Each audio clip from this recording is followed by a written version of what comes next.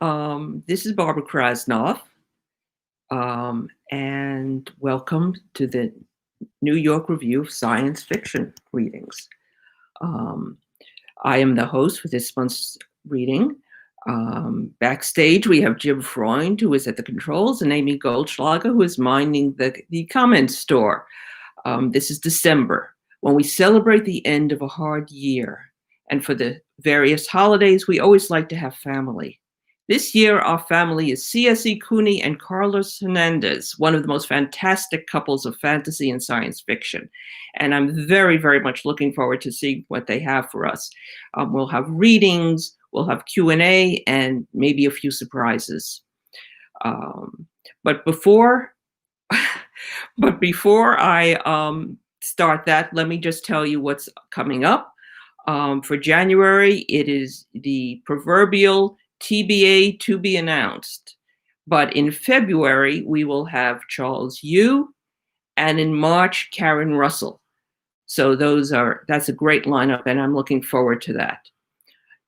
If you missed this, which is a little weird to say because obviously you're watching right now, but if you want to watch it again or want to tell your friends about it later, this is going to be archived both on Facebook and on YouTube. The Facebook is where you're watching it now, presumably. YouTube, it will be archived at youtube.com/user/Jim Freund.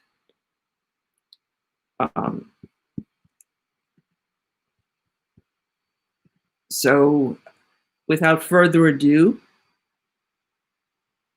let me introduce Carlos Hernandez and C.S.E. Cooney. Yeah.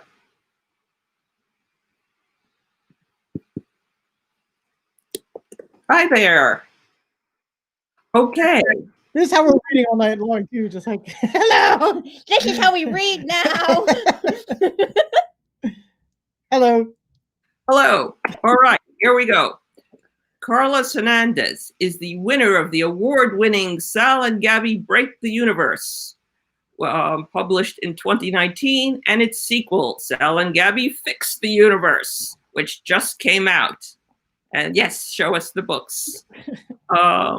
And the short story, The Assimilated Cuban's Guide to Quantum Santeria, as well as many short stories, poems, a few plays, and now one screenplay. By day, Carlos is a college professor and a game designer and enthusiast. And the game designing part, I'm sure we're going to hear more about. You can find him on socials at Write, Teach, Play. C.S.E. Cooney is the World Fantasy Award winning author of Bone Swans Stories, which is a fabulous book, and you should all read it because I loved it. She has narrated over 100 audiobooks, released 3 albums, is the singer-songwriter Brimstone Rhine, and her short plays have been performed in Chicago, St. Louis, Phoenix, New York City, and Taipei. Her novel, The Twice-Drowned Saint, can be found in Mythic Delirium's recent anthology, The Sinister Quartet, another book you should all read. And her forthcoming novel, Saint Death's Daughter, will be out with Rebellion in the spring of 2022. The work includes the novella Desdemona and the Deep, and a poetry collection, How to Flirt in Fairyland and Other Wild Rhymes, which features her Riesling Award-winning The Sea King's Second Bride. Was that Riesling or Riesling? I'm always getting confused. Riesling. Riesling. I apologize. Riesling. Her short fiction and poetry can be found in Jonathan Strahan's anthology Dragons, Ellen Datlow's Mad Hatters and March Hares. Look at that. They're trying to keep up with me here. It's hard. Mad Hatters and March Hares, all new stories from the world of Lewis Carroll's Alice in Wonderland, Rich Horton's Year's Best Science Fiction and Fantasy, and Elsewhere. Don't forget to hold up Elsewhere. Okay. So may I present Carlos and Claire. What? I'm sorry. Not so sorry. Hello. Thank you so much for having us, Barbara. We love NYRSF, and you guys are always so great to us. Thank you for having us today. NYRSF. NYRSF. NYRSF. The stage is yours. Okay. You're All going right. to go first? I am going to go first. And so just to make it, Jim has appeared. I don't know, Jim, if you need us. Can't hear you. So Jim's singing like a canary, but nobody can hear. Jim, you are on, but It's on Facebook. It says going live soon. Jim, you're live. Yes. no, it says If you aren't, neither am I, and neither is Claire and Carlos. Again? Oh, I think it started though. I saw it there. It said going live soon, but then when I followed a link, it took me there. See, Okay, then I will disappear. We had to refresh it. Yeah, assuming you didn't turn anything off, of course. I should disappear too because it's now their turn. All right. Waiting for disappearance. Hello, everybody out there. Thank you so much for tuning in tonight. I'm going to go first, just in case you had some kids who wanted to hear more about Sal and Gabby. This is a story that is coming out in an unannounced secret mystery project later in 2021. So I had to get clearance from my editor. She might be watching. Hello, Steph. I promise not to break any confidentiality agreements with Disney because Disney's scary. I guess I'm going to go first, right? Yeah, take the whole thing away. I'll scoot out of the cap. Goodbye, everyone. All right, Claire will be back, not to worry, but I'm going to start today reading the first part of a story that is called Calamity Juice, and it's set in the Sal and Gabby universe. I'm going to try to arrange this so it doesn't look like I'm looking too far away. Oh, I'll try to give you meaningful glares every once in a while as I read from my own screen here. Okay, here we go. Calamity Juice. You know how it's impossible to walk up to a rainbow? Like you keep going toward it and it keeps moving away from you? Well, friends, I have been inside a rainbow. And I can tell you from experience that rainbows smell like horse barf. Gabby and I noticed it the second we started climbing the stairs headed towards hallway 3C at our school, Kuleko Academy. Why does it smell like horse hork? I asked her. It just smells like hork to me, Gabby answered. I haven't smelled enough hork in my life to be able to identify the species by aroma. Ugh. It was getting stronger the closer we got to hallway 3C. We both hid our noses in our trench coats. Yes, trench coats. Also hats. Gabby wore a fedora bigger than a flying saucer, and I had on this big-brimmed Italian number that I'd only ever seen on rumpled detectives from black and white movies. Oh, and on my boppy, because there is a brand of Cuban dude who loves a fancy hat, and he's one of them. I borrowed it, an American Stepmom's trench coat, and Humphrey Bogart's speech patterns for the skit Gabby and I had just been performing in Mrs. Watkins' intermediate theater workshop class. The sketch was called The Malta Falcon. I was playing Gumshoe Don Silva, which uses all the letters of Salvidon. Clever, huh? Tracking down the notorious thief Ria Bagel, which uses all the letters in Gabby Real. Ria had stolen the most valuable object in the whole world. The Maltese, scratch that, the Malta Falcon. The object in question was an empty bottle of Malta, that sweet, thick malt beverage that so many Cubans love, and I never get to drink because it would mess up my blood sugar levels faster than you can say hyperglycemia. We topped it with a brass Falcon wine stopper that we jammed on the top of it. It was going to be the cheese-orific visual pun climax of our skit. Don Silva was just about to crack the case wide open and catch the lousy crook when Principal Torres' voice came over the intercom and asked to see me and Gabby right away in hallway 3C. Something in her voice told us to hurry. We left so fast, we didn't even change out of our costumes. By the time we got to the top of the stairs and stood in front of the double doors leading to 3C, we could barely breathe. Holy heaving pony puke, said Gabby. It stinks like halitosis pudding up here, I replied.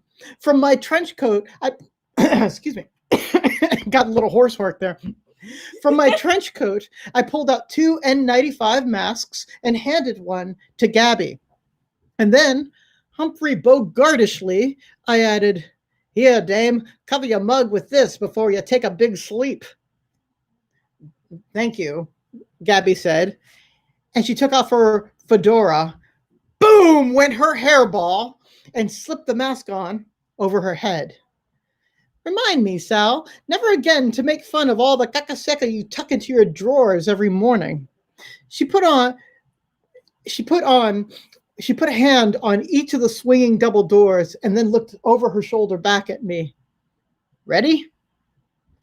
I poked the brim of my hat with my index finger. "Let her rip, dollface." In response, I got a look from her that said, "I'm going to feminist you into next week for that comment." But for now, she ignored it and opened both doors with a mighty push. Okay, let's see what the fuss is all about. "What the fuss?" I exclaimed. I was pretty proud of myself. See, when you find yourself staring down a hallway that looks like the inside of a rainbow and smells like the inside of a horse's large intestine, limiting your vulgarity to "what the fuss" is a pretty major accomplishment. Hallway 3C now looked like someone had set off a tie-dye bomb. The walls, floors, ceiling, light fixtures, lockers, and everything else was covered, piled with what looked like goopy, glittery rainbow paint. "Still wet," I told Gabby, running my finger along the wall. The glitter goop felt thicker than the purple oatmeal Principal Torres had for lunch every day. It was heaped onto the wall like somebody had machine gunned the hallway with 50,000 paintball rounds. "Ew!" Gabby said, smacking down my hand. "Don't touch that stuff, Sal. You have no idea what it is." "Unfortunately, I do," I said, sniffing the chromatic cud on my fingertip. Yep, still smelled terrible. "You do?" Gabby asked. I'd been queasy ever since we'd started up the staircase, and not just because the stench of stallion spew was so strong. It was like ants were digging a new colony in my bone marrow. And only one thing in the world, universe, multiverse, gives me that sensation. "Can you feel it?" I asked Gabby. She shrugged. "Feel what?" "Try relaxing a little." The word relax has a special meaning for me. It's how I describe being able to see into, travel to, and steal from other universes. Most people don't have to concentrate in order to stay safely snuggled inside their home universe. It's as natural and as thoughtless as breathing.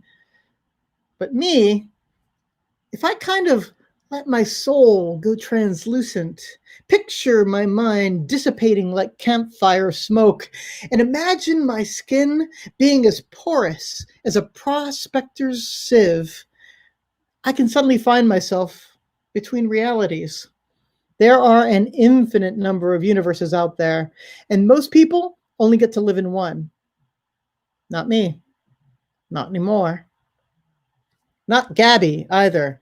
She knew exactly what I meant by relax. So she relaxed and instantly fell through the floor and into a different universe.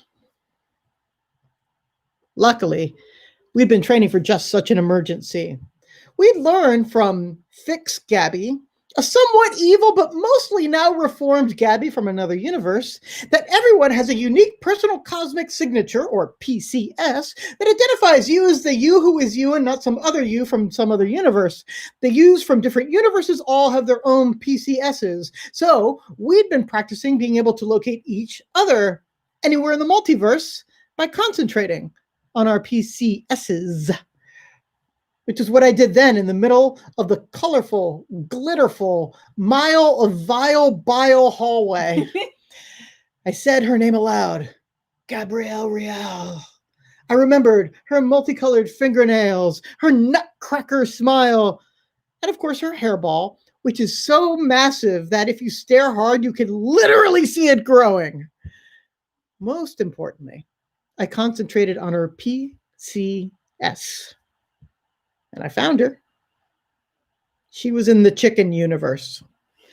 Of course, she was in the chicken universe. It must be the universe right next door or something. We are always accidentally falling into the chicken processing plant that's on the exact same spot in their universe where Kuleko Academy is in ours. And the locals there have decided that they don't like us. Get this.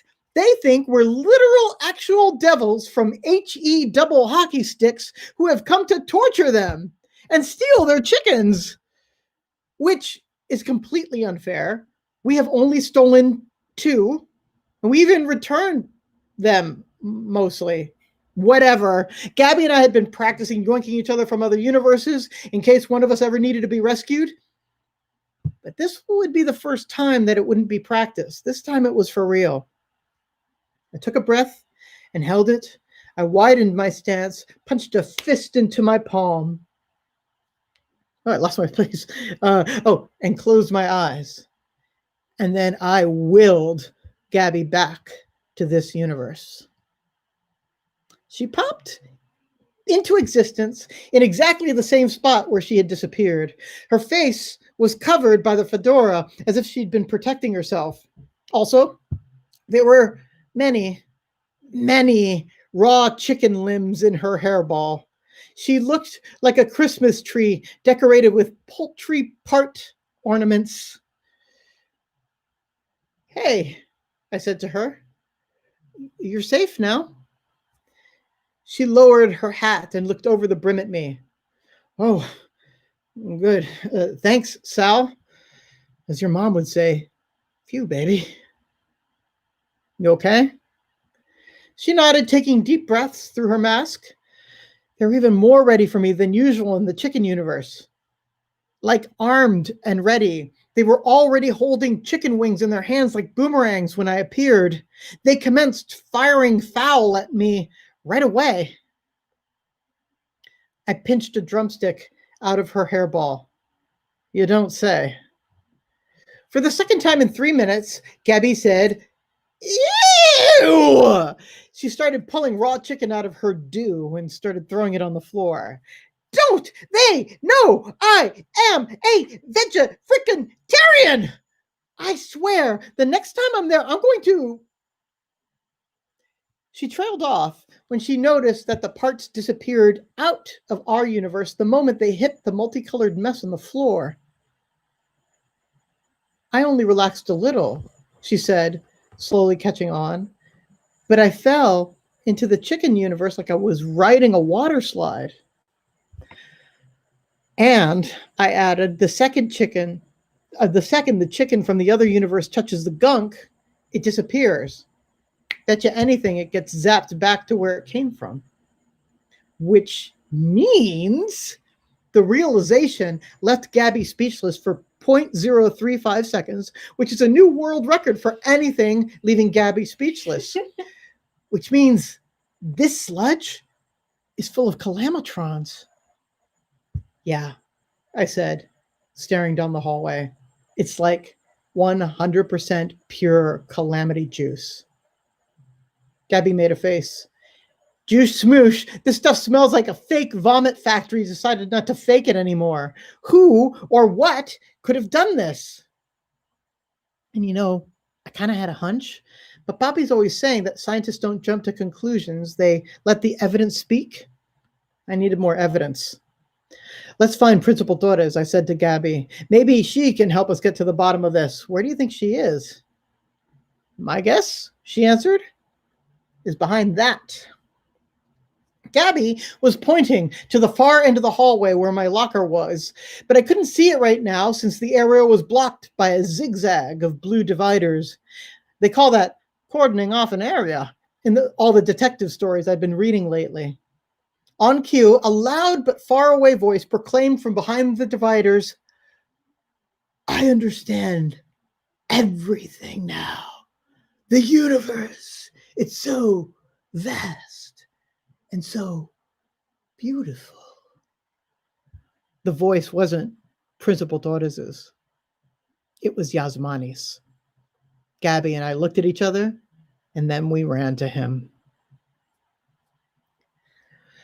"Thank you for coming," said Principal Torres after we'd scooted behind the dividers and joined her. She wore her traditional pantsuit. Today's suit was green with yellow polka dots, and if you stared really hard at it and crossed your eyes, a 3D dolphin would pop out. And plastic bags over her sensible heels, and a nose plug, like the kind swimmers wear, which made her voice sound weeny and creaky. Also, she wore a worried expression. I think it was more worried than I had ever seen her look before. And she's a principal. Her whole job is looking worried all day long. She was standing above Yasmani, who was sitting against the lockers, buried under a gloptacular mountain of putrid rainbow slop. Only his face peeked out from behind the slime. We had learned the word euphoric on a vocabulary study list a few weeks ago. It came in handy now to describe Yasmani's dazed yet joyful expression, mouth and eyes as wide as a Muppet's. It's hard to do a Muppet face. "He looks euphoric," I said. "Yasmani!" Gabby yelled, squatting close to him. "Are you okay? Speak to me!" He didn't look at her. He was staring into the middle distance, like an astronaut gazing slack-jawed out a spaceship window. So many possibilities, so many ways to be Yasmani. Somehow, his little circle of a face became even happier. Many Yasmanis. Yasmani.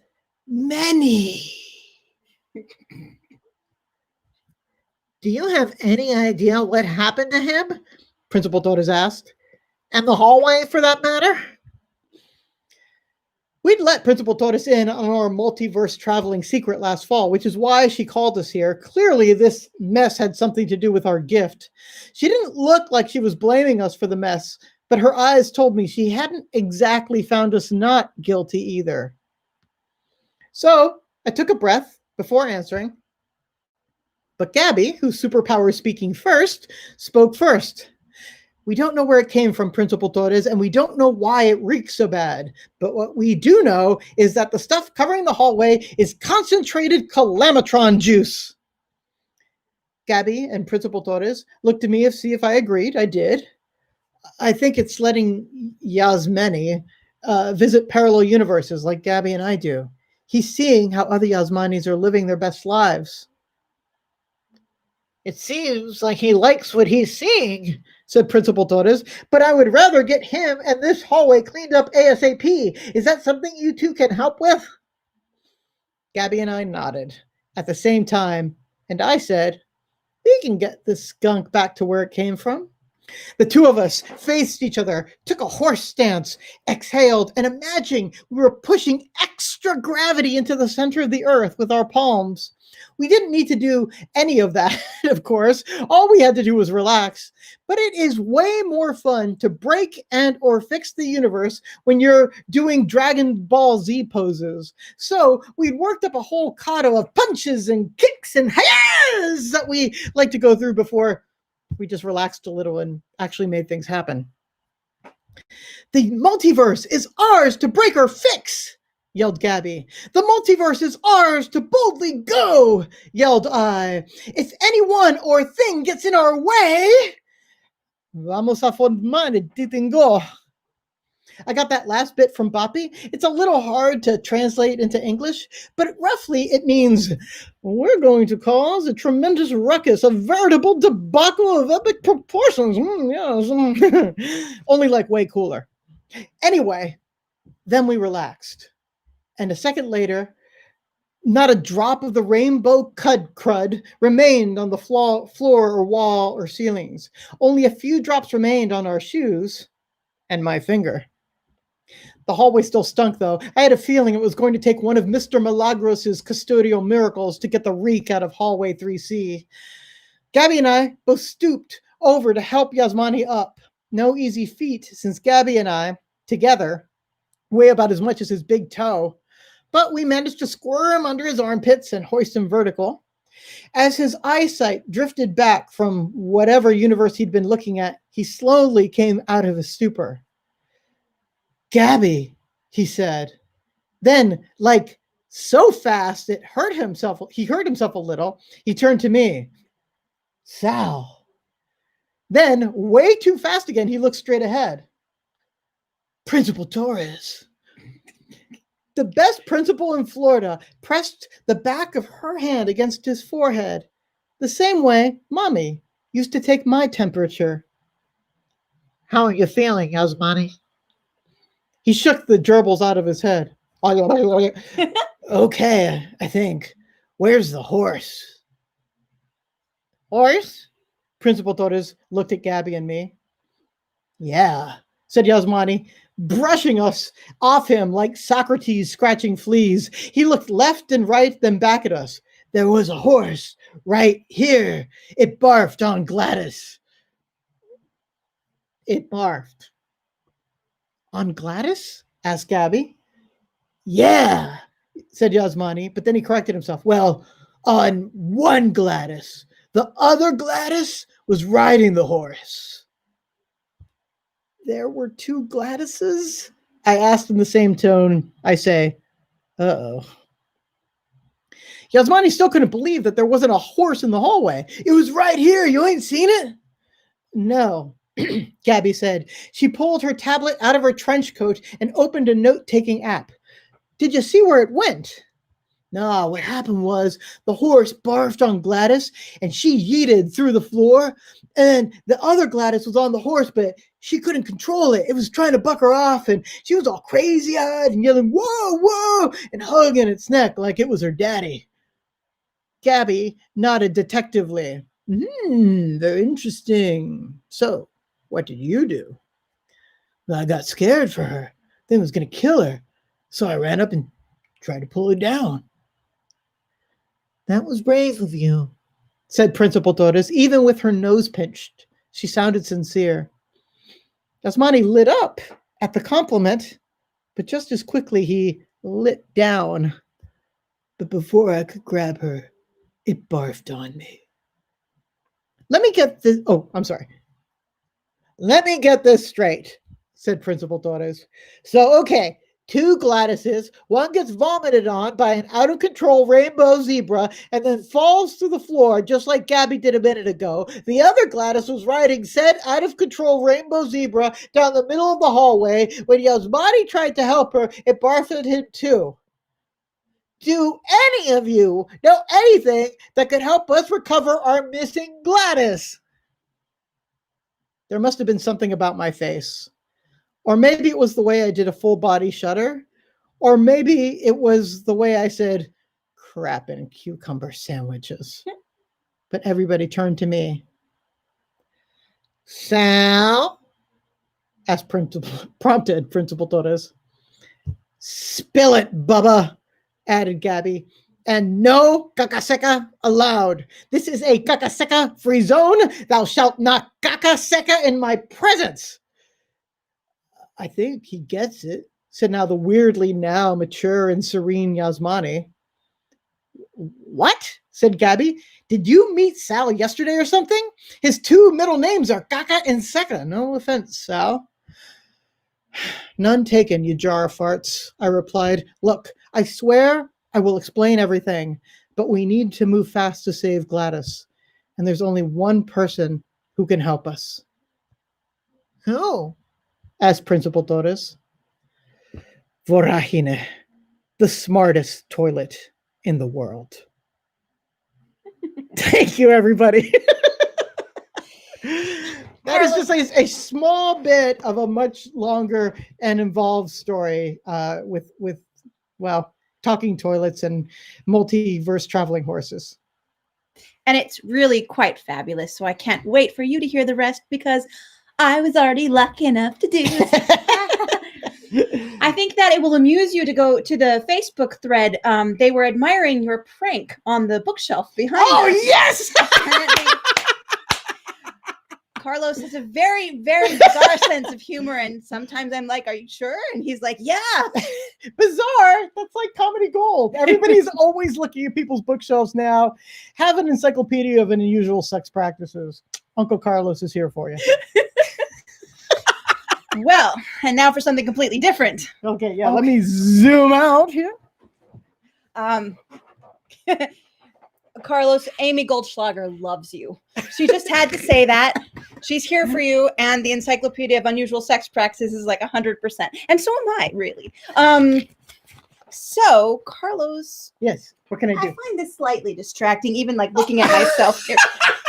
Shelley, I should have just read from this. It's like pure, it's pure marketing gold. Well, I don't know. Now I'm blocking it, so it's not pure anything, but that's okay. Hi, everyone. I'm Claire, or C.S.E. Cooney, as my name tag shows, and what I write under. I have lots of things to read to you today in little bits and spurts. And the first is going to be from the Book of Dragons. It's an anthology edited by Jonathan Strahan, and all sorts of fabulous people are in it. But I was actually commissioned to write a poem for it. It had been a long time since I was commissioned to write a fantasy poem. And I, ran into that whole thing about dragons. What can I possibly say about dragons that haven't been said before? But I moved to Queens in 2017 and was like falling in love with it in bits and pieces. And one of the first places that I loved without resentment or like longing for what I'd left behind or anything was this little overpass that we have to walk to get to the subway. And several times a day, if you walk there, there will be parents and their children of all ages, like from like babes in arms to strollers to a whole group of kindergartner students. And they'll wait for the train from the LIRR to pass underneath the underpass. And some of them dance and some of them scream and some of them point. And it's like part of their daily ritual. And I just love it. I love it. So this poem, The Worm of Lear, came out of that. I dedicated it to Carlos. Mwah. 1. New to the Isles, me. Not city folk fast. Don't hop just any worm to ride it. Hooked in, hanging from iron scales. Pay the ferry grubs till pockets grow holes. No, I still mostly mosey. Landlord, Slugfoot, Molasses Toes. You've heard the names. But I like my neighborhood. Red brick, cliff-like, crumbling, not many balconies, but the windows are worth the view. Archipelagic rails like slug trails stretching sea to sea. And the worm of Lear, lightning on the tracks. 2. Friendly, out by the footbridge. Lots of community activity, young families. Daycare teachers, their charges, mostly toddlers, I see, sapling green, squealing jamboree, waiting for the dragon. 3. On rush she comes from out the east, from out the sound, scream they, happy when that she-dragon comes. Stomp, stomp, dance, cement over rails, run to chain link, cling like wizard monkeys, wave at dragon. Old Lady Lear, worm of isles, see me. Stop too, I admire the worm. Tour guides call her oldest, finest, foundling of sewers, service bound to those who saved her. Endless indenture. See city folks ride her, hair flowing, coats blowing, iron hooks sunk into iron scales. How fast on beast back they ride, brutal commuters. 4. Old Lady Lear, I whisper, sister. I too am foundling out of place and time, scarred and bent. I see you. 3 fathom tails, green flash eyes in dark or daylight, 11 noble heads bent to rails, back and forth you slither, slave to schedules, ancient serpent. Had I come to city younger, stronger, might have tried to free you, split fists against their iron hooks. Let them laugh to see me try. But do you even know aught else than black dark tunnels under estuary rivers will ever understand enough to shuck off brine trash, brash hooks, warrior commuters, and climb the frozen sky? 5. But last night, pushing my cart of laundry bags and frozen pizzas, sack of plums, some onions, limping from a blister, all this walking, came across that footbridge, hand span of cement, slug green rails running all along the archipelago stop to watch the 4-year-old lonesome girl, fierce black curls, mouth of sorceress. Daddy on his cell phone half turned, muttering, but she pays her sire, no sir, never mind, sights down rail, one arm out, beckoning, come dragon, come. Old lady Lear, more scars than scales, obeys, always obeys. Was coming this way anyways. Rattles under footbridge, sparking, spitting. Sorceress, she's planned for this, memorized her map like ABCs, knows her schedules like 1, 2, 3, switches arms, salutes the beast. Wide stance, red maw, white teeth, and arcs of feral scream, and such a scream as I have longed to scream. Size and sound of it, seed of power, impotence and indignation. Dragon screams in answer, and so scream I, so scream we 3 together, caught up in the child's dream. 6, up serpent, wake, shake rails, shake wheels, shed the lot. Commuter, iron hooks, life of service all. Up snake, up dragon, worm of vials, be free. Up cracks she, mighty and with snapping wings, then out to sea. 7. Honored members of the City Council, as a newcomer, perhaps it is not my place to. Recently, I have begun investigating the disturbing history of. I am here to petition on behalf of Dragon 87, Archipelagic Line, for immediate release into. Included herein are 500 signatures from in and around the borough of. Very respectfully.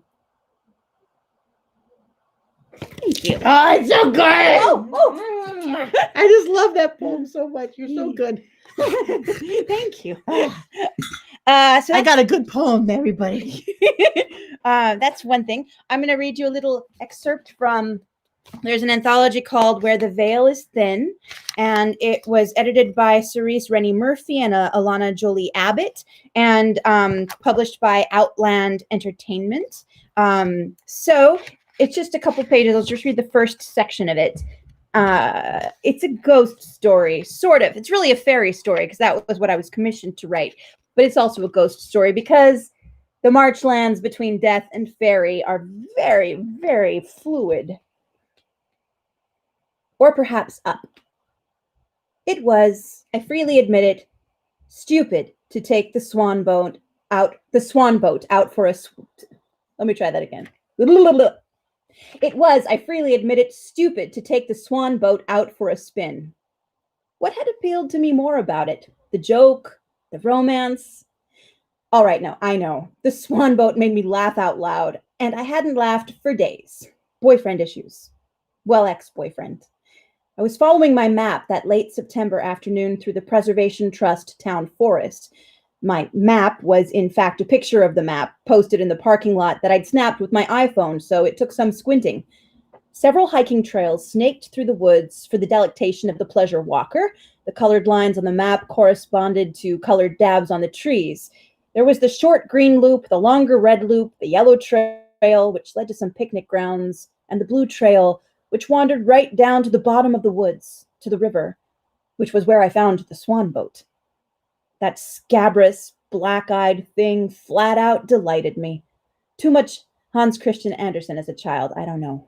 I was so delighted with it that I spent a good 2 hours excavating the swan boat from its muddy grave beneath a sweet pepperbush shrub. The wildly fragrant white flowers were falling away to fruit now, none of the leaves yet blushing yellow. As I worked, digging away in the mud like a child, I wondered, who had the swan boat's original owners been? Had they thrown out this whimsical, this retro, this highly metaphorical Signine beauty for some sleek new kayak, color gel coated for their pleasure? Had they, tired of this vintage white two-seater's authentically distressed nostalgic novelty, and gone in for a younger boat's radiant orange fiberglass velocity instead? Poor unwieldy relic. It had my sympathies. Liam, the rugger, Boyle, had done me a similar turn recently. Now, not only was I experiencing pangs of fellow feeling for a swan boat, I also had an ex-boyfriend named Rugger, which was terribly embarrassing, really, and made him difficult to talk about or even think about because he was just like his name sounds. But back to the epic saga of my stupidity that day. Since I was already down there by the river and already head to toe in mud, and it was an uphill hike back to the parking lot where I'd chained my bike, and I wasn't ready to go home yet, what did I do next?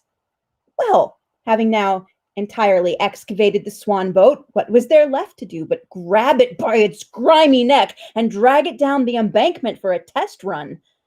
I know. Choice by choice, inch by begrimed inch, there was I, Luce the loser, cheerfully ticking off all 5 nomination requirements for my own personal Darwin Award. But wait, it gets worse.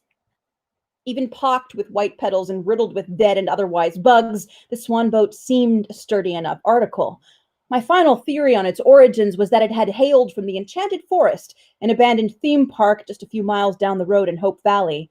Mamita and I had stumbled across some overgrown signage for the park on an exploratory drive together, and afterwards looked it up on Atlas Obscura. Apparently, the Enchanted Forest was very popular back in the 70s and 80s, with its kiddie rides and fairy tale theme. Perhaps the park had once included in its full complement of attractions a goofily mawkish Tunnel o' Love, complete with a flotilla of swan boats, which, decades later, was thoroughly pillaged by various teenager raiding parties gone on the hunt for illicit keepsakes. Bet you anything Rugger would have done something like that in his high school days, and then, after burying it in the woods and sleeping off his hangover, would have forgotten all about it by morning. But that was something else I'd never know for sure. You see, I should have remembered the Preservation Trust Town Forest literature. Swans, however beautiful, were, like porcelain berries or kudzu, an invasive species in these parts, unwholesome and unwelcome. I should have remembered that swans were aggressive and full of bluster, and recalling this, been a little more wary even of a simulacrum. Hell, I should have remembered all those aforementioned fairy tales, of which Mamita and I were both so fond, that swans nearly always show up where dead girls drown. Last but not least, I should have also remembered basic meteorology. Late August and early September had been hurricane heavy. Now at September's close, the Pawcatuck River was engorged like a well-fed tick.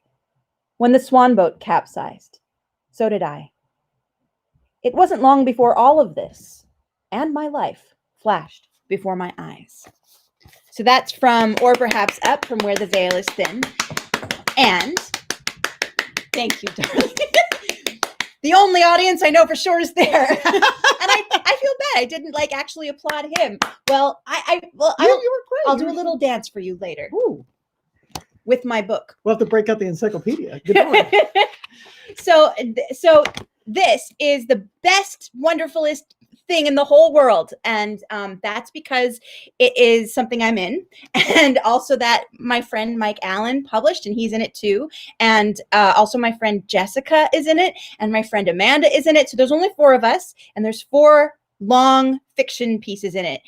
It would be easier to say that it's 4 novellas, and compare it to Stephen King. But the truth is that I went a little above my word count, and I actually turned in a short novel. So I can say this year I published a novel, but I didn't mean to. I meant to publish a novella. And my novel is called, you'll love this. It's a long title. Well, some people like long titles. I like long titles.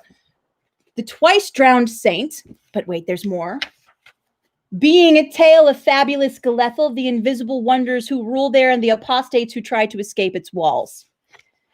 And I'm just going to read you at the slightest little world-building bit, like it's from the middle, but it's also from, thousands of years before the story starts. So it's sort of self-contained like that. I guess you need to know that Galethel is a city in a vast desert wasteland, the Belisar Wastelands, ruled by angels, not by any god, just 14 angels, something like that. 14 angels. They're kind of terrible. They provide everything the citizens of Galethel need to survive in return for the sacrifices, basically. And the city is surrounded by an enormous icy blue serac, which is like a wall of blue ice. So this is kind of looking at the city from a distance, from history, etc. On our maps, Galethel was the center of the world, a white diamond, enclosed by a blue diamond labeled the Gelthic Serac. This was the wall enclosing the angelic city on all sides, 200 meters high at the jagged tips of its peaks, 50 meters thick at the base, all of it pure compressed ice. From its foundation, Galethel, rhombic in shape, was 15 kilometers long on each of its sides, with a total area of 225 square kilometers. Most citizens assumed it was the shape that had earned Galethel its nickname, the Diamond of Belisar. But the saints, who studied such things, all knew that the origins went back much further than that. In ancient times, what later became our city was an inland lake fed by the Anasat River. Lake Amula was its name, sometimes called for its glimmering, the Diamond of Belisar. Angelic revelations came piecemeal to the saints, but over the centuries, a picture of Galethel's prehistory began to emerge. The saints recorded their findings slowly and painstakingly in the hagiological archives, but only a privileged few of the laity were ever permitted to study there, and so the story was not well known. I knew it, of course, because Alazar the 11-eyed had told me. Lake Amula had once been a shining, shallow, saltwater plain. Only brine shrimp and brine flies lived there. Most living things found the waters undrinkable, and for this reason, humans never lingered long in its vicinity. And because gods did not go where their worshippers could not, it was a godless lake, content to be so. But millennia of quiet contentment were shattered when one day, from out of the burning depth of Belisar, a god did indeed flee to Lake Amula, pursued by an army of demons. With her 15 angelic companions, she ran from who knew what war-ravaged realm beyond Belisar, from what army of conquerors or converters who upended her reign, from which sorcerer priests of stronger gods who had unleashed the demon horrors seeking to devour her.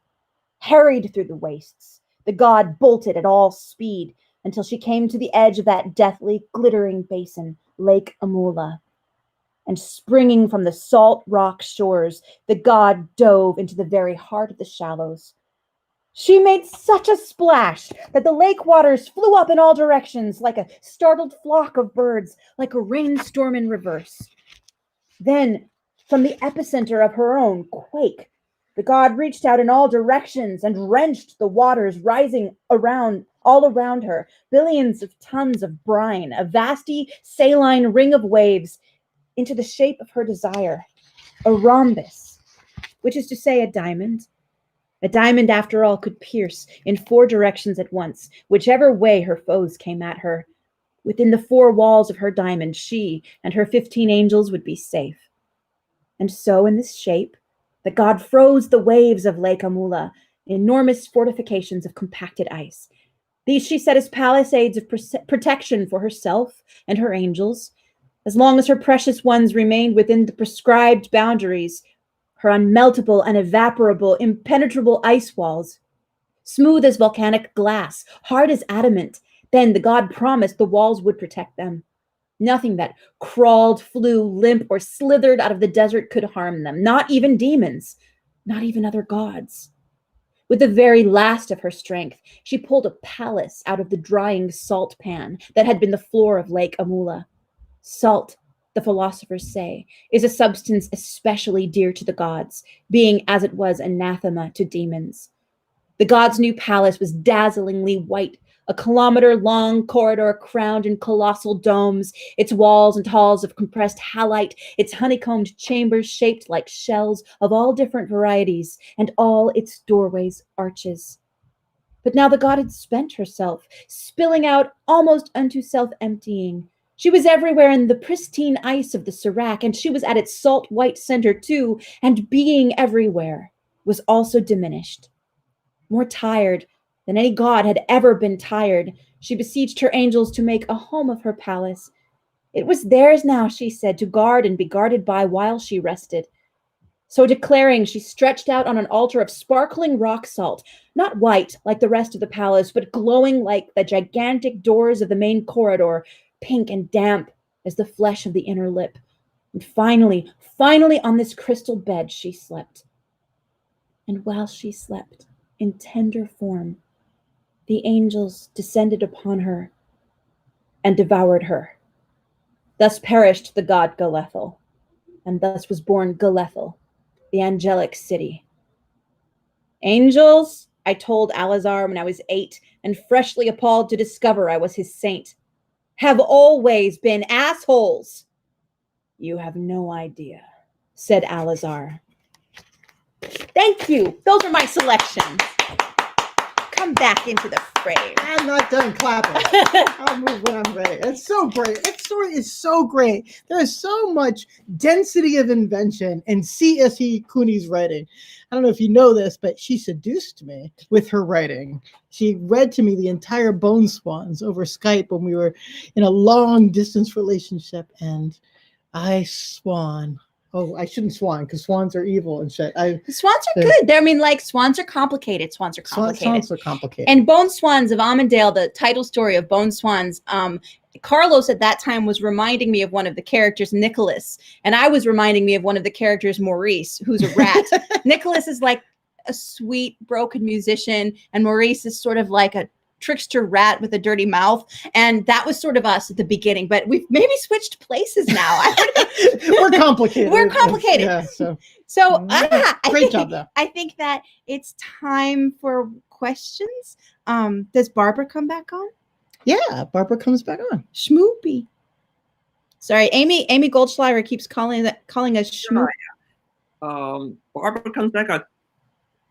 And first of all, you guys are so incredibly good.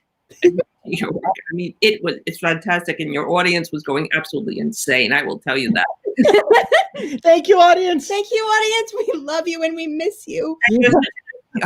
We all miss each other.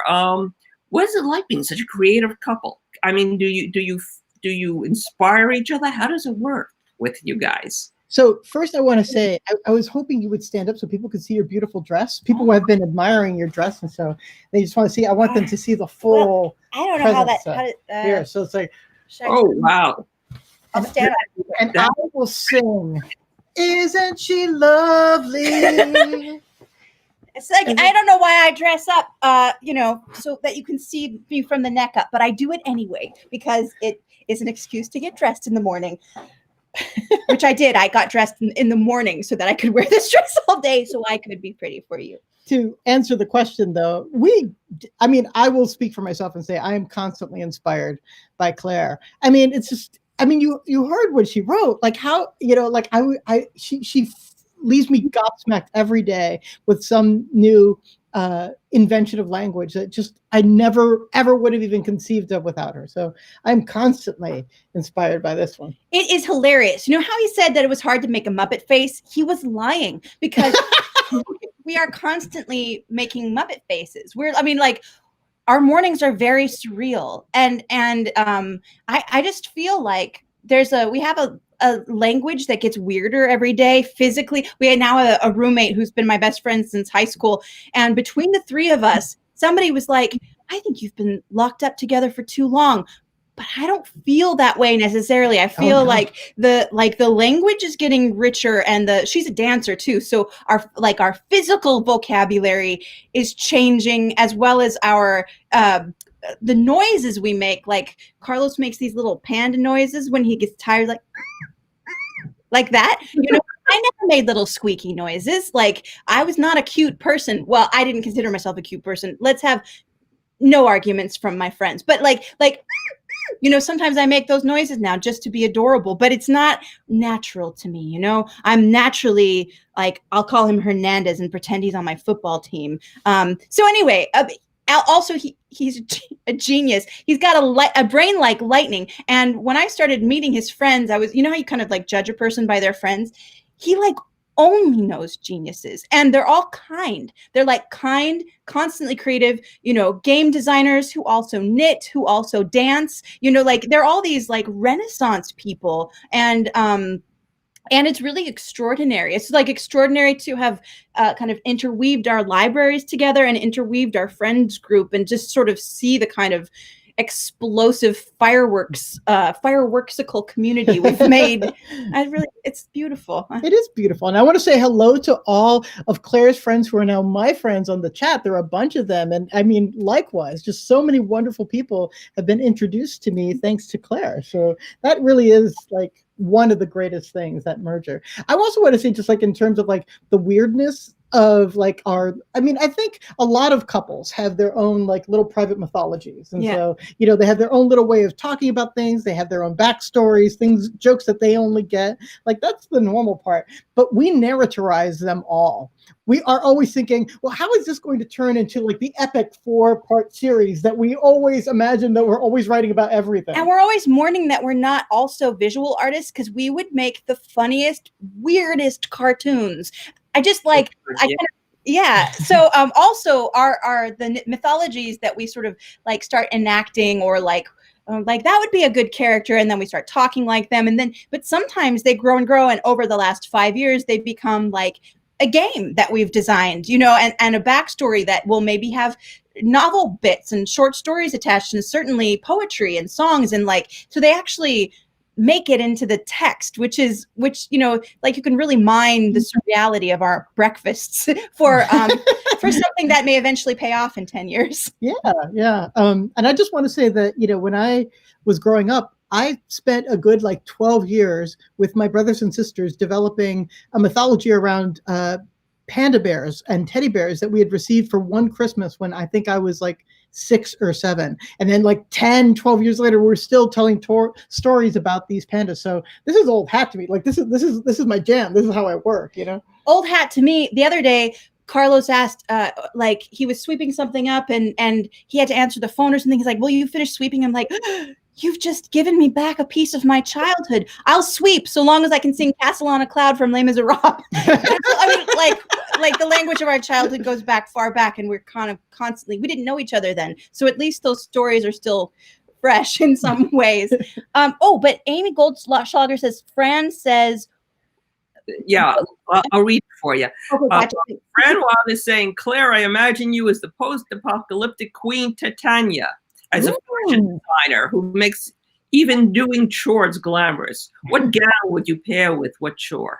Well, this gown is the gown I make black bean burgers from scratch in, and then edit the publishing draft of my novel, and then give a reading it. But yeah, I started with black bean burgers, and then went to like chicken wings, but also writing and also performing. So there's like, this is a multi-chore gown. Right.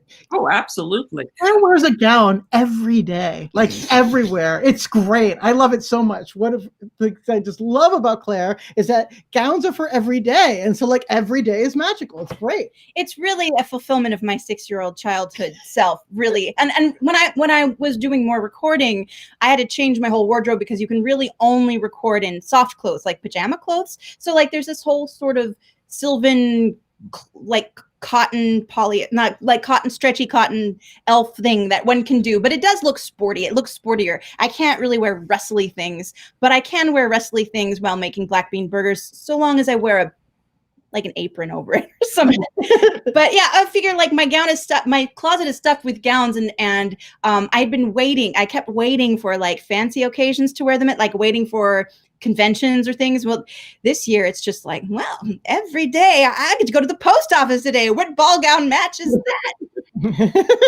Exactly. Fran also has one for Carlos. She says, tell us what poet and or game you would pair with what food? Oh, that is really, really interesting. Fran, you're so good, Fran. Yeah. And so, I guess what I would say is like the traditional route here is like Mountain Dew and Dungeons and Dragons, like in terms of like, I do like haute cuisine quite a lot in small portions, but I also love the junky stuff too. For the queen would be mulled wine, wouldn't it? Oh, that would be a good one. Yeah. Or something kind of like bittery, but delicious, if, in a sophisticated sense, because it's a kind of melancholy kind of game. Those of you who don't know For the Queen, it's a role-playing game with no dice. It's sort of like a Chaucer simulator where everybody does dramatic monologues based on your relationship to a queen that you're inventing on the fly. And so it has a medieval kind of feel to it, and mulled wine would fit well. But I could imagine something like that was thick with bitters, Yeah. What about Aspergenesis? You've been playing that. What food will you associate with it? Yeah, so Aspergenesis is sort of like one of these huge epic space opera D20 games. And I guess what I would say is sort of like, it's a little tough because MRIs? Because MREs? MREs, yeah. Sorry, you don't want to eat an MRI. Don't do that, everyone. Meals ready to eat would be kind of funny, but like, with Star Trek and Star Wars, both of them have given us sort of like funny food and drink to imagine and stuff like that. Tea, Earl Grey. Yeah, I'm just imagining sort of like more like the Lost in Space things where you take like a fistful of pills and you're good for 2 weeks. Or like those globules. They're like that you drink globules, because they float in space, everything's spherical. Oh yeah, and then you just snap them out of the air. Snap them up. That would be kind of fun too. Anyway, that's a really good, interesting question. Speaking of games, I understand you guys are working on one. We are. So we got it to show you. We are. The way I've been describing this, for those of you who know the game Fiasco, is Fiasco meets the Spanish Inquisition. And so the game is called Negocios Infernales, Infernal Negotiations. This is like the back of the card here. And so we have, the Negocios, queen side, and Infernales, the alien side. And so the basic premise of it is that there's a planet very much like ours called Gloriana, in which they're going to start something very much like our planet's Spanish Inquisition. But before they do, aliens arrive, and they're just like, to hell with prime directive nonsense. We're gonna help these people so that they don't, basically destroy themselves. So they land, and as you can see from the picture here, they have kind of these like dealy bopper things. And if you'll remember, ye old times of Spanish Inquisition, claims of demonic possession were not uncommon. And so the queen of there, when they arrive in court, is like, are you devils? And they're like, sure. We'll work within your metaphor. And then she's like, would you give us unholy powers in exchange for our immortal souls?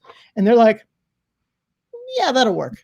So basically, it's a storytelling game where you basically draw cards for inspiration and also determine success checks. So you might get a card like this weird one right here. The mouth has too many jobs, says the card. And you've got this weird art to inspire you. And you use it the same way like an improv actor would take something for inspiration. You look at the card and you use it to then enact the scene that's happening there. And we've got seven suits? Seven suits. Seven suits. The art was designed by Rebecca Houston. Maybe Rebecca's on. Hi, Rebecca, if you're on. She is a tattoo artist mainly at Heathen Ink. Really well worth. She's Chicago based. So the suits are carne, which is meat, and there is hueso, which is bone. Oops, here. We've got espacio. Ooh, there's the glare. Space. Sangre. It's blood. Lágrimas. Brine or the tears of life. Rayo, the lightning spark of life. And aire, the breath or the air of life. And then there's 70 different quotes and 70 different illustrations to help just prompts. Right. And the playtests have just been bananas. They've been so much fun, and we're getting very close to like final form here. So that was begun as part of my sabbatical project, and has really, with Claire and I working on it, blossomed into something really, really exciting. So fabulous. Yeah. Now, when do you expect it to come out?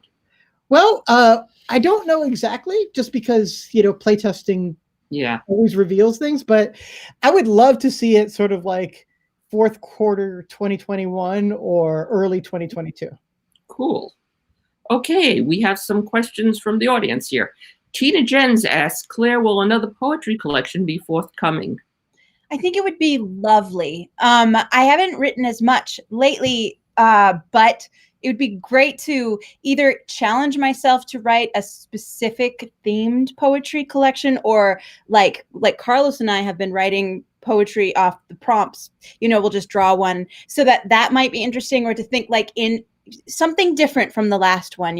Sometimes I just want to take a month and read a fairy tale from a different place in the world every day and write sort of like right off of that. I have these longings to do things like that, but at the moment I'm so everything I want to do I have to say no to, because what I have to do is finish my edits for a novel that is going to be published in 2022. And they're not, the edits aren't like all the way due till the summertime. But, if I have to do more edits after these edits, that I'm kind of slow and I need a lot of time. And this has been a major rewrite, even though it wasn't projected to be a major rewrite. It just turned out that way. And so I'm very excited about it, but it takes a great deal of focus, and it takes a great deal of like discipline of like all the fun things I want to do. No, focus, and after years and years, I think it's going to pay off, and I'm excited about it. It's so good. It's getting better. Like, when I tried to find an agent, I'm like, this is the novel that will find an agent. It did find me an agent. And then he gave me edits so that it could find a publisher, because it was good enough to find me an agent, but not a publisher. Then it found a publisher, two edits after that. Mind you, it was 4 edits before I even got to the agent. 2 edits after that, it gets to the publisher. The publisher is like, this is so great. Before we publish it, we need more edits. And so it's been a decade of work. And so it's like, as much as I want to just be like, you just sit over here for a while I work on fun poetry or screenplays. Well, we wrote our first screenplay this year. Right. And radio plays. There's so many things that I want to do, and I have these ideas kind of like downloading all the time. And it's the biggest issue is like, I'm not writing just for fun anymore. Fun is definitely a part of it, but I'm writing to the very specific goal. And that means something different than it did in my 20s, But yes, Tina, I would love to write another poetry collection. And we're writing poetry, so we will collect it at some point. And Carla Cassane, I'm hoping I'm pronouncing your name right. Excuse me if I'm not. She actually asked, can you tell us a little bit about your forthcoming novel? Yes. It's called Saint Death's Daughter, and I know what the cover looks like, but I'm not allowed to show you yet. I can tell you it's the same artist who did the cover of Theodora Goss's Monstrous Women Athena Club novel, so super exciting. And it is about a girl who grows up in a family of assassins, but she grows up with an allergy to violence. So she has an allergy to violence. That allergy means for something very specific in this world. It means she's a necromancer. And what happens is that eventually that violent reaction to violence will grow so strong that she'll be able to raise the dead, if you can survive till your adulthood, which in a family of assassins makes it kind of difficult. She had her kind of foster mother is a revenant, and she's very like lonely and intellectual. But she is not unkind, which is different than her family. And it's sort of like live by the sword, die by the sword. Her family, Stoneses die young is the sort of motto of her family. They're the Stones family. And she's grown up being told all kinds of things like Stoneses die young, or like we're the coolest, we're like the hot assassins, and we're and she's just like wiping her nose a lot, and adjusting her spectacles until one day she comes into her power. And I don't know, I feel like there's an undead wolf puppy. There's like her little niece who's very confused. Like, should she grow up to be a Stones like her mother, or should she grow up more like her father, who is like a defender of people and who is like loves poetry and who is like pansexual and like open and warm and loving, and my protagonist has helped raise the child as well. And so like there's that aspect of things, and there's how she finally gets to make friends as a grown-up and gets to like learn that everything's not about bones all the time. Anyway, I'm very fond of her, and I liked the idea of having a protagonist who couldn't actually harm anybody because it would rebound back on her because of her allergy. So she can't ever solve a problem by violence ever, which I think it's hard in like an epic fantasy with sword and sorcery. It's hard to like not solve problems violently, but she manages. So Oh, beautiful. That's cool. Sam Schreiber would like to know, what's your favorite meal in a science fiction or fantasy novel or short story? I'll start just because I have a quick answer that involves cannibalism. And so what I would say is Mine like, does too. really? Yeah. This is why we're married. What I would say is like, I think the author of Stranger in a Strange Land is not in great favor right now for many, many, many fine reasons. But I will say that reading him at 15 and watching a protagonist basically get turned into a drink that everybody consumed had a profound and lasting effect on me and what was possible in fiction that I will remain grateful to while I talk about this problematic, not even a fave sort of person. That reminds me of the book Perfume, where there's this great like orgy scene at the end where they eat the Jean-Baptiste Grenouille with his little purple couch, the monster Grenouille. I love him, but it's not my favorite, although I really like that book and now I want to reread it. But I don't know that this is my favorite meal. I'll just say that right out. But it is the meal in a short story that I remember the most, and it was from a like year's best fantasy and horror. It was maybe an Ellen Datlow anthology years and years ago. Got it from the library, was a teenager. It was called The Secret Shinta or something like that. But it was it's the when somebody says meal and fantasy, like I clicked to it immediately, and it was definitely a cannibal story. Ooh, okay. Marty Cahill's story comes to mind too. I should have said that. Actually, Marty Cahill reminded me of The Secret Shinta. If that's even the title, but it's something like that title. I'd have to Google it. Okay, cool. Claire, how does your work as an audiobook narrator inform your writing, or vice versa? I think it's more vice versa. I mean, since I was little, so when I was little, my mother says I pointed to the stage when we went to see some kind of puppet show or something. And I'm like, I want to go there. And she's like, okay, we'll go on stage after the show. And I said, no, I want to live there. And so I feel like wanting to act came before wanting to write. But, I think I wrote my first short story in 3rd grade, my first play in 4th grade, and my first novel in 5th grade. So like it came shortly thereafter. And I'd never quite separated them when I was a kid. So I would, be writing whatever, and I'd come out and read it to my mother, and then I'd be babysitting I have 5 brothers, but there were 3 who were youngest for the big part of my childhood. And they'd come into my bedroom and play. I'm like, you're going to listen to my novel for 3 hours. And they'd just be playing and like subjected to me reading to them. So I've always read aloud. And then years later, when I was in college, I was double majoring in writing and acting, and I was running out of money and time, and I had to choose, which was like, one of those moments where you have to question your identity. And I ended up going with writing as a major and acting as a minor because the community of writers at the college just kept inviting me to things. And the actor community at the college were so nice, the way actors are.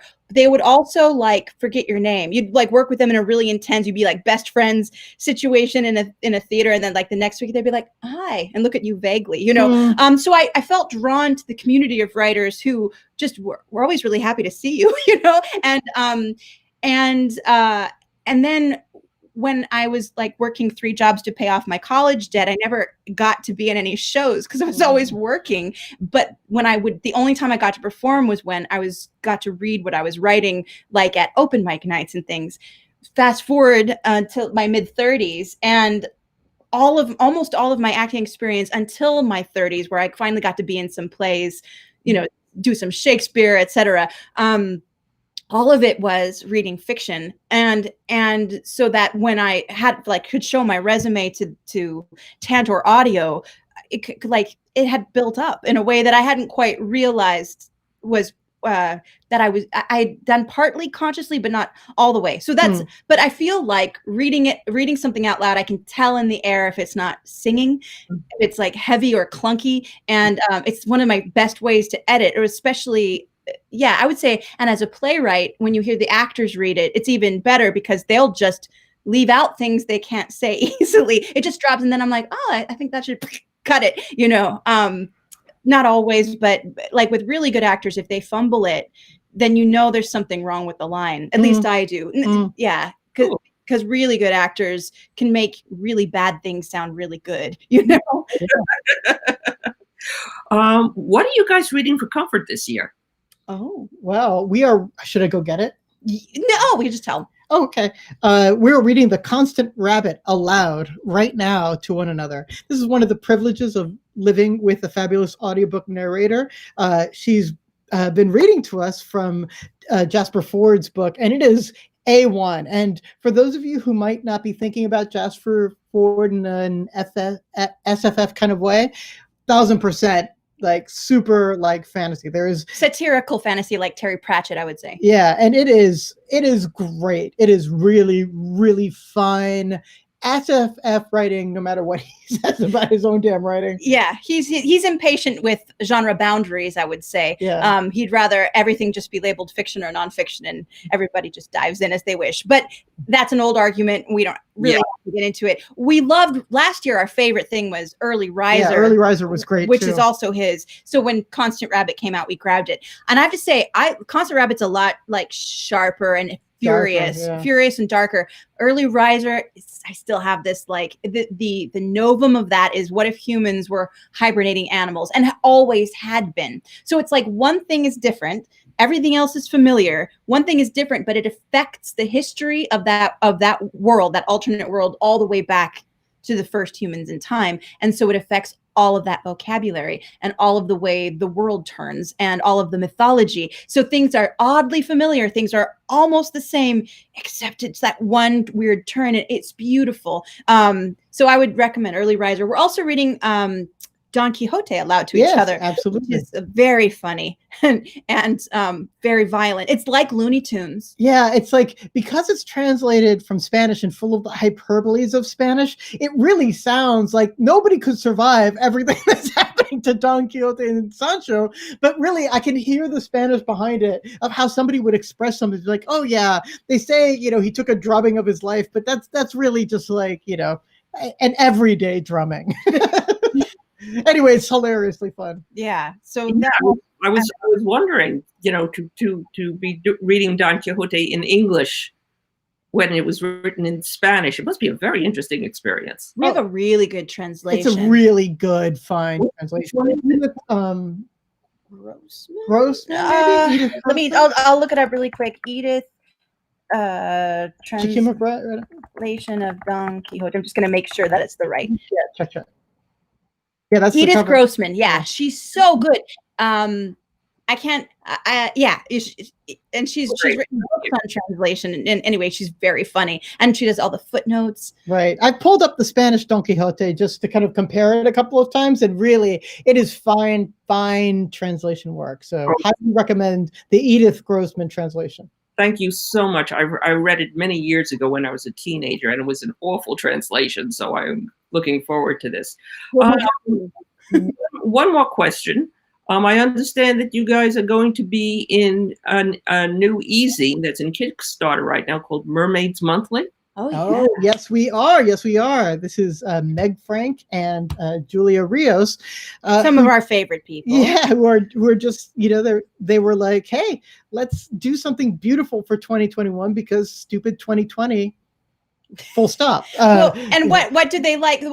Julia Rios was editing Strange Horizons, and then she was editing the Fireside magazine. And they were often asked, like, what do you get a lot of that you would publish more of if you publish one mermaid story, it's okay in a fantasy magazine. If you publish two mermaid stories, then it's like, oh, it's that Mermaids Monthly magazine. Right. And Meg and Julia both thought, wouldn't that be a great idea? Wouldn't that be a good thing to do for a year? Yeah. And so we like mermaids. We also love like writing to prompts with our cards because we're a little bit in love with ourselves and Beck's art and everything. So we also have this whole mythology of the world that takes place in. So we are interested in writing an in-world short story with mermaids that would be in this magazine. And we have a very exciting novum. I'm really excited to write the story because what we do to mermaids, I don't think I've ever seen before. So, and I think that probably the authors they have lined up could probably say the same about their mermaids. Yeah. So I'm very excited about the mermaids, and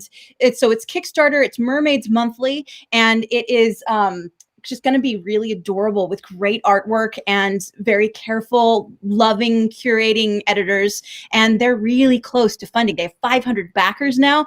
And if any of you haven't backed and you have a few bucks to spare, we'd love to write you a mermaid story. Yeah. Okay, great. Well, I think we're coming up on 90 minutes. So is there anything else that you would like to tell us about before we start to wind down a little bit? Plugging Sinister Quartet again for Mythic Delirium. It's a little dark, but so is winter. And Carlos? I'm just going to say, since eligibility posts are coming up. Oh, yeah. Fix the Universe is eligible things. So. And so is the Twice Drowned Saint. Or anything in this. So yeah, that would be, we're both eligible this year of 2020, when everybody who had books come out, you have our deep sympathy. Yeah, I mean, because we had books come out, so give us sympathy too. You have our complete and utter sympathy, but not too much because you guys are so good at what you do. Thank you very much, Carlos Hernandez and Claire Cooney. This has been an absolutely fabulous session. Thank you so much. Thank you, so Barbara. much. We love joining you here. Thank you, Jim. Thank you, Amy, for doing all this behind the scenes work. We're so grateful to you. Thank you, Thanks everybody for who's inviting watching. us. Thank you, audience. Yes. Mwah, mwah. And thank you, Jim Freund, who has been behind the scenes doing all the engineering, and Amy Goldschlager, who has been minding the comments store. And remember that in January, To Be Announced will be appearing, and we will, announce it. Charles Yu will be here in February, and Karen Russell in March. Thank you, everybody. Have a wonderful and healthy and happy rest of the year. And thank God it's going to be 2021. Happy holidays, everybody. Happy holidays. Happy holidays. Take care. Bye-bye. Bye-bye. Ah, you beauty.